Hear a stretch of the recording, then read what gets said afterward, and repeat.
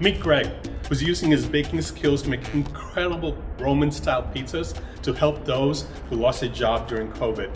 He's got some amazing skills, and I guarantee you never have eaten a better Roman-style pizza in New York City.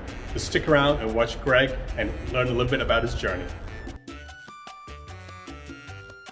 We're telling you about the girl in Park Slope. Right. So she got on Vice. Right. She does it to make some money, but she also does it to help people that are unemployed, right. And if you're a first responder.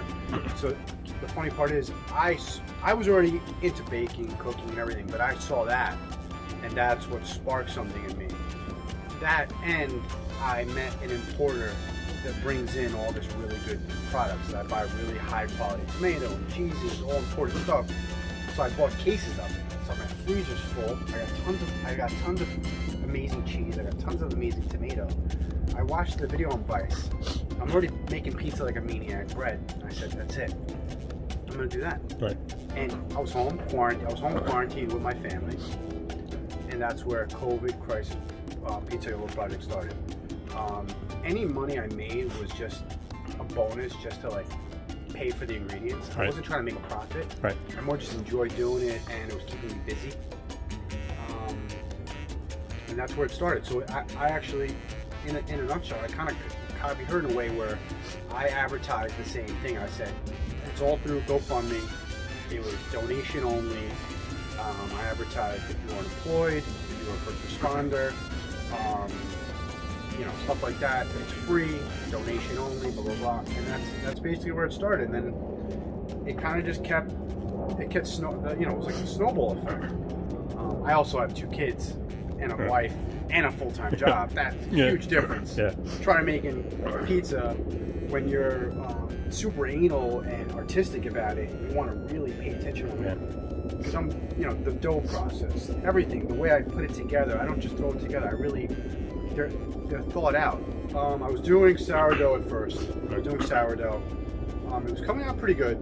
Sourdough, obviously, you make great bread. I'm slowly moving. Sourdough's great, but I'm slowly moving towards biga, which is a pre-ferment, and just longer cold fermentations.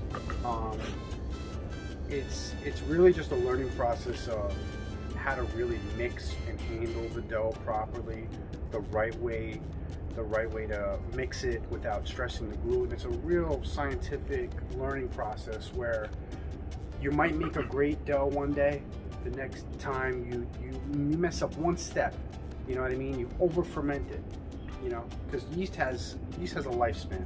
And if you don't bake it when it's at its peak, you start stretching and messing with it when it's already dying, it loses all its strength, it loses all its gases. So it's especially sourdough. Sourdough is even harder. You have to use so much more sourdough than natural yeast to get the same effect. Listen, it's just a learning process.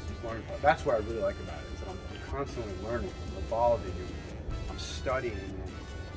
As corny as it sounds, I know it's just pizza. Pizza is just pizza, but it's a science behind it. There's a science. There's an art. It's an art too. You know what I mean?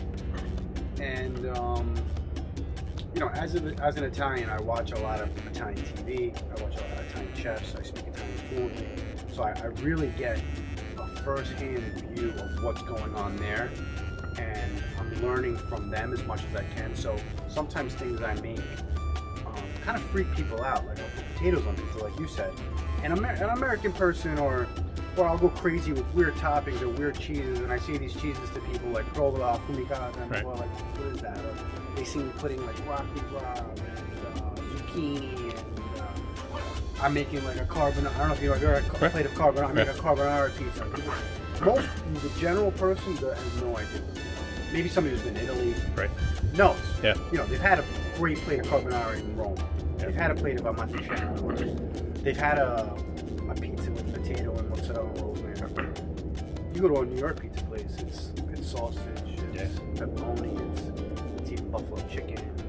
With the Roman style, it started with a very famous chef in Rome, which is like, he's like the superstar. It's Bonci, obviously. Everybody knows Bonci. Then I saw a YouTube video on Pizza Collective. They're on the Upper West Side. They're two Italians. A guy from Calabria, which is the main chef, Pizzaiolo, and his partner, younger guy from Milan. And I noticed they were making Roman pizza, and that caught my interest. And I also, at the time, a few months ago, I'm like, there isn't really not a Roman pizza in New York. There really isn't. There's like, you can count them on one or two hands how many there are right now that are making authentic Roman pizza right now. So it's a new wave. Like the Neapolitan was the big wave. Like everything's Neapolitan. Oh, Neapolitan. You know, Neapolitan's a big deal. I love Neapolitan. If it's made well, Neapolitan's great. But the new wave is definitely Roman or pizza alla palla. I don't know if you've heard of Biga Bite. Yeah, I have heard of Biga. He's great. Yeah. Guy barely speaks English. Guy's tiny as you can get. And that guy, he does Biga means the pre-ferment. That I actually have a Biga that I'm gonna mix after you leave. That's just a pre-ferment, and what it does, it allows you to have a much lighter, beautiful dough. And that's actually like an old baking, like all bakers, artisan bakers use the Biga. Listen, if I make it, I like it. If I make it, I like it. You can tell I'm not skinny. I eat. So I almost eat everything. Okay. I like everything. Okay. And I love it the most when people want pizza from me and they're not just like, oh, I want a margarita, or I like when they're like, make me whatever you want. Yeah.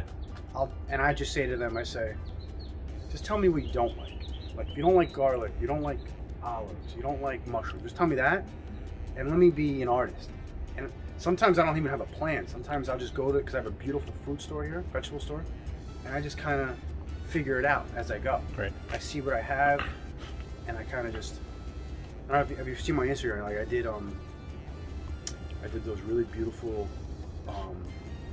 cherry tomatoes that I have right now.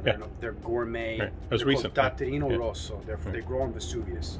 Expensive as hell. I just bought them because I went to go see my importer. He was like, get these. So I did Datterino Rosso. I did fried eggplant, and then I did burrata, like on regular.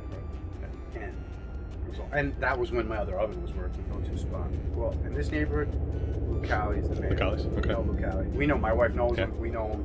Lucali's the man.